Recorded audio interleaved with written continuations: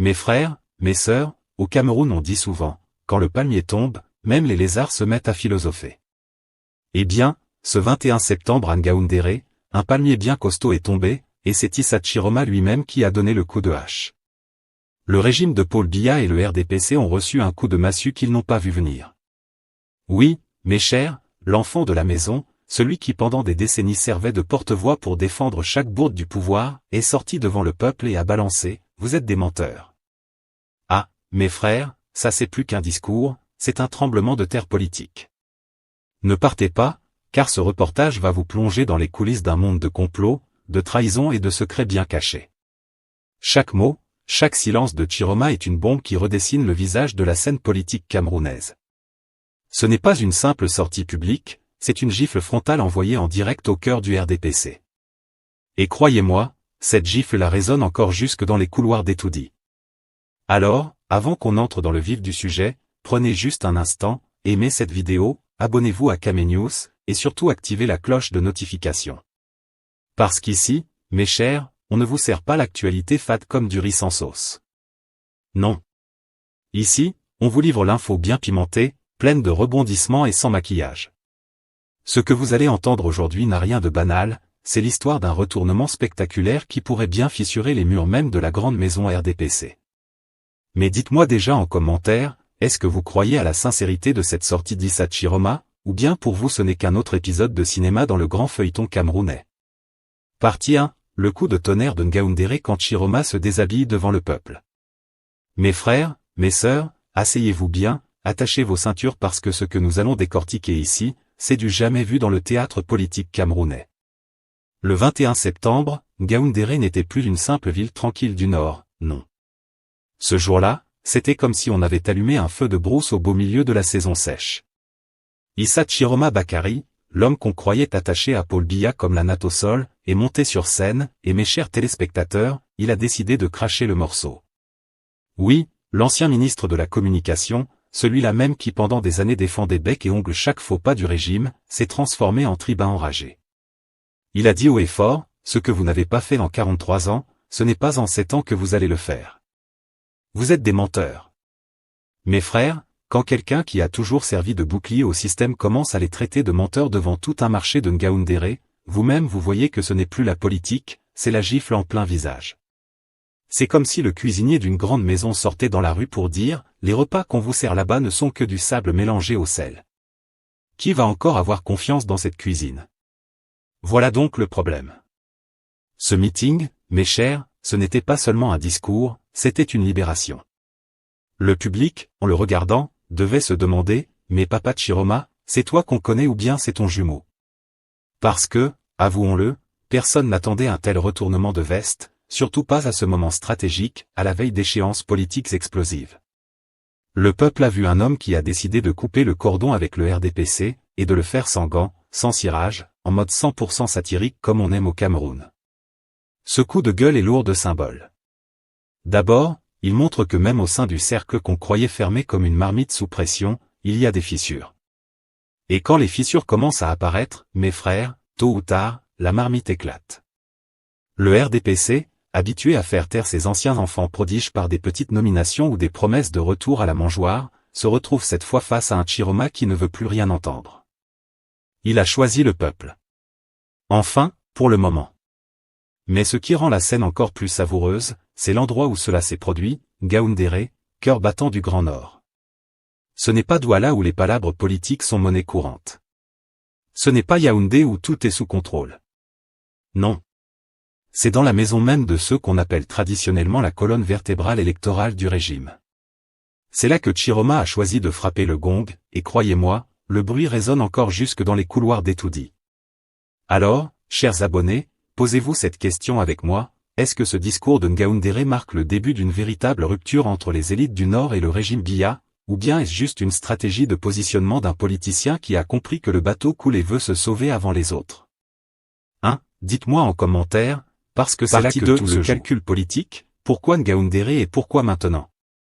Mes frères, mes sœurs, ne vous trompez pas, en politique camerounaise, rien ne se fait au hasard. Même pour choisir ou boire une bière, certains politiciens consultent d'abord leur marabout. Alors imaginez un ancien ministre, comme Issa Chiroma, qui décide de faire sa sortie fracassante à Ngaoundéré, dans le nord. Ce n'est pas une balade du dimanche, non. C'est un calcul précis, pensé, mûri, comme quand un joueur de dames place son pion en silence pour manger 3 autres après. 1. Ngaoundéré, terre de symboles et de stratégie. Pourquoi Ngaoundéré? Parce que ce n'est pas seulement une ville. C'est une capitale régionale du Nord, un carrefour politique, culturel et religieux. Faire un meeting là-bas, c'est envoyer un message clair. Je suis encore fils de la maison, je connais la cour, je parle la langue du terroir. Un proverbe Paul dit, le cheval qui veut courir loin commence par tester ses sabots dans son village. C'est exactement ce que Chiroma fait. Il ne va pas lancer sa rébellion à Yaoundé, où les micros sont souvent branchés directement au ministère de l'administration territoriale. Non, il choisit son bastion naturel, là où il a déjà une notoriété, là où les oreilles l'écoutent sans filtre. Et c'est une stratégie vieille comme la politique camerounaise, on commence toujours par séduire sa base avant d'aller draguer les autres. 2. Le Nord, un champ de bataille politique incontournable. Vous savez bien, mes frères, au Cameroun, qui contrôle le Nord contrôle une partie de la clé du pouvoir. C'est une zone où les voix comptent, où les équilibres ethniques et religieux jouent un rôle majeur. Chiroma sait ça depuis longtemps, lui qui a déjà été député, ministre, et qui connaît les dynamiques locales mieux que beaucoup de technocrates de Yaoundé. En choisissant Ngaoundéré, il rappelle aussi aux électeurs du Nord que le régime qu'il attaque aujourd'hui les a utilisés comme réservoir électoral sans jamais vraiment transformer la région. Routes dégradées, universités mal équipées, chômage massif, bref, les 43 ans de promesses non tenues trouvent ici un écho particulier. Et Chiroma, malin comme un vieux renard du Sahel, joue sur cette corde sensible. Je suis l'un des vôtres, je sais ce qu'on vous a promis, je sais ce qu'on ne vous a jamais donné. Ce discours, dans un contexte où le RDPC s'appuie beaucoup sur le Nord pour asseoir sa légitimité, est une gifle publique. 3. Le timing, quand la patience devient stratégie. Maintenant, pourquoi sortir cette déclaration maintenant, et pas il y a 5 ans ou 10 ans? Parce que la politique camerounaise est comme la saison des pluies, il faut savoir quand semer pour récolter. Paul Biya, après 43 ans de règne, veut encore briguer un mandat. Les frustrations grandissent, même à l'intérieur du RDPC. Les défections de barons se multiplient. Les élections approchent, les cartes se redistribuent. Dans ce climat électrique, Chiroma choisit son moment comme un musicien qui entre dans la chanson au bon refrain. Il sait que parler aujourd'hui lui garantit plus d'écho que s'il avait crié il y a 5 ans, quand tout le monde faisait encore semblant que tout allait bien. C'est ça qu'on appelle le flair politique. Il attend que la maison soit déjà en feu pour venir avec son seau d'eau, ou peut-être son bidon d'essence, on ne sait pas encore. 4. Une rupture soigneusement mise en scène. Ne soyons pas naïfs, la politique camerounaise est aussi une affaire de spectacle. Les meetings, c'est un théâtre où chaque mot, chaque geste compte. Quand Chiroma dit « vous êtes des menteurs » devant la foule, il ne parle pas seulement au RDPC. Il parle aux caméras, aux réseaux sociaux, aux journalistes, à la diaspora. C'est une punchline, une phrase qui se partage vite, qui frappe fort, comme une gifle en plein visage. Et ça marche, les vidéos circulent, les audios se propagent, et d'un coup, l'homme qu'on croyait fini revient au centre du débat. N'est-ce pas là une stratégie de communication parfaitement huilée? 5. L'ambition derrière le discours. Enfin, il faut dire les choses clairement, Chiroma ne fait pas tout ça pour se distraire.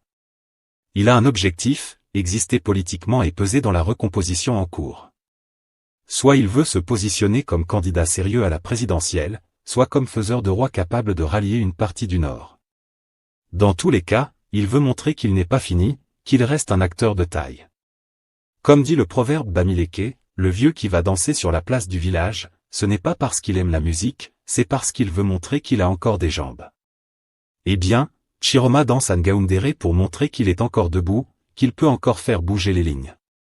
Alors, chers abonnés de Kame News, je vous pose la question, croyez-vous que ce calcul de Chiroma est une vraie stratégie gagnante, ou bien c'est juste un dernier barreau d'honneur avant la retraite?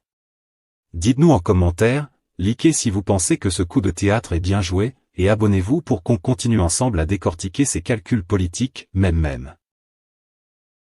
Partie 3. Les implications pour le RDPC, fissure ou simple bruit de fond. Mes frères, mes sœurs, asseyez-vous bien, on va ouvrir le dossier chaud. Qu'est-ce que tout ce vacarme de Ngaoundéré veut dire pour le RDPC, le fameux parti qui dit avoir 9 vies comme le chat mais qui, chaque jour, nous montre des moustaches fatiguées. La vérité, c'est que la sortie de Chiroma, ce n'est pas une simple rumeur de marché. Non. C'est une pierre jetée dans un marigot déjà plein de crocodiles. Et la question qui brûle les lèvres, c'est, est-ce que ça va vraiment fissurer la maison RDPC, ou bien c'est juste un bruit de tam-tam qu'on oubliera demain matin? 1. L'effet de crédibilité, quand l'élève insulte le maître devant la classe. Commençons par le plus évident, la crédibilité. Quand un opposant de carrière insulte le RDPC, on balaie ça d'un revers de main, c'est un frustré, il n'a jamais goûté au pouvoir. Mais quand c'est Issa Chiroma, l'homme qui a bu le vin dans les verres du palais, qui a défendu le régime même dans ses moments les plus indéfendables, là ça change tout. C'est comme si le préfet de police se mettait à dire « Eh, les gars, les amendes qu'on vous met là, c'est pour construire nos villas. » Vous sentez le choc, non? Le peuple sait que Chiroma ne parle pas seulement avec la bouche. Il parle avec les archives qu'il a vues de ses propres yeux, avec les secrets qu'il a entendus dans les salons dorés, avec la mémoire d'un homme qui a été témoin et acteur. C'est pourquoi son mot « menteur » résonne plus fort que 1000 slogans de l'opposition classique. 2. Le risque d'effet domino, quand une fissure attire les autres fissures. Vous savez comment une maison vieille craque, une fissure apparaît au plafond, et si on ne la colmate pas vite, d'autres fissures suivent jusqu'à ce que le toit tombe sur les têtes. Le RDPC est dans cette situation. Chiroma qui parle, ce n'est pas seulement un homme en colère. C'est une invitation indirecte aux autres mécontents de sortir du bois. Vous imaginez si demain un ancien ministre des Finances, ou même un baron du parti dans une région stratégique, décide de dire « Oui, moi aussi j'ai des choses à raconter ». Là, le RDPC aura beau sortir ses tambours de guerre médiatique, la chanson ne sera plus la même. Et le plus dangereux pour le régime, ce n'est pas l'opposition extérieure, non. Ce sont ces petites trahisons internes qui, goutte après goutte, remplissent le seau jusqu'à le faire déborder. Rappelez-vous, même la plus solide marmite finit par se fendre quand la chaleur est trop forte. 3. La machine de réaction du RDPC, entre bâton, carotte et tambour. Mais attention, mes chers téléspectateurs. Le RDPC n'est pas un petit cabaret de quartier. C'est une machine vieille de plus de 40 ans, rodée dans toutes les astuces. Sa réaction à la sortie de Chiroma peut se résumer en 3 mots, bâton, carotte et tambour. Le bâton, c'est la méthode dure, marginalisation, insulte publique, rappel de vieux dossiers judiciaires. Ne soyez pas surpris si demain on nous sort un scandale soudain sur Chiroma, il a détourné ceci, il a manipulé cela. C'est le classique. La carotte, c'est le recyclage politique, on t'offre un poste, une mission spéciale, un comité de réflexion, et tu rentres dans les rangs comme si rien ne s'était passé. Beaucoup d'anciens opposants ont avalé cette carotte-là, et certains ont même demandé du dessert après.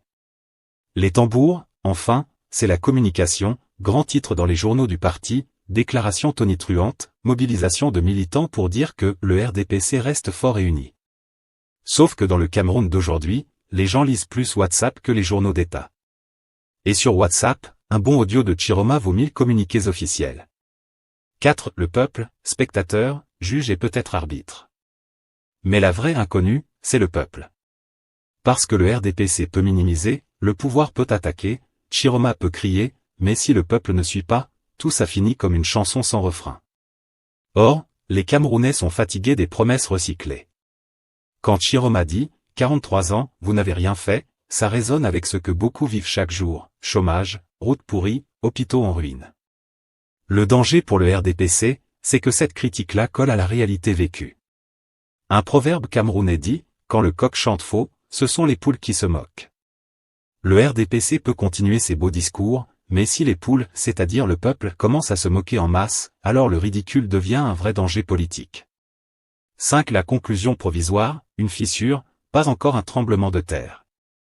Soyons clairs, la sortie de Chiroma ne va pas faire tomber le RDPC du jour au lendemain. Non, ce parti a survécu à des crises pires. Mais c'est une fissure réelle, une alerte rouge qui dit « Attention, la maison craque ». Et plus important encore, c'est une fissure qui vient de l'intérieur, pas de l'extérieur. Car comme disent les sages du Sahel, ce n'est pas la pluie dehors qui noie la case, c'est l'eau qui coule déjà du toit. Et c'est exactement ce que représente la sortie de Chiroma. Maintenant, chers abonnés de Kame News, je vous retourne la question, selon vous, le RDPC va-t-il réussir à colmater la brèche, ou est-ce le début d'un grand effondrement? Dites-le en commentaire, likez si vous pensez que la fissure est déjà trop large, abonnez-vous pour qu'on continue à analyser ensemble sans filtre ni censure. Partie 4. Scénario pour l'avenir et éléments à surveiller. Mes frères, mes sœurs, asseyez-vous bien, attachez vos ceintures, parce que ce qui se joue là n'est pas seulement une querelle de famille politique. C'est un vrai film camerounais, avec ses acteurs, ses figurants, et surtout, ses rebondissements imprévisibles. Quand un Issa Chiroma, qu'on croyait déjà fatigué de jouer les doublures du régime, se met à monter sur scène pour parler comme un nouveau prophète du changement, 3 chemins seulement s'ouvrent devant lui. Et c'est là que nous allons rire un peu, mais aussi réfléchir sérieusement.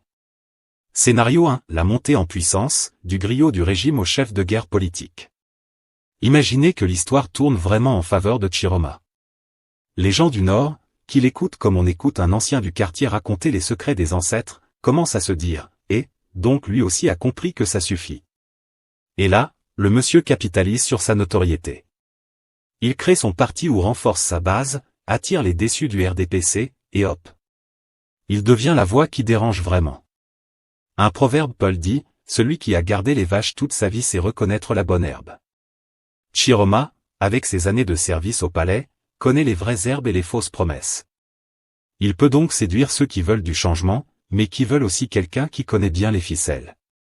Dans ce scénario, attendez-vous à voir des meetings de plus en plus massifs, des alliances inattendues, et même une recomposition politique où le RDPC verrait une partie de son électorat historique glisser, doucement mais sûrement, vers l'ancien griot devenu opposant.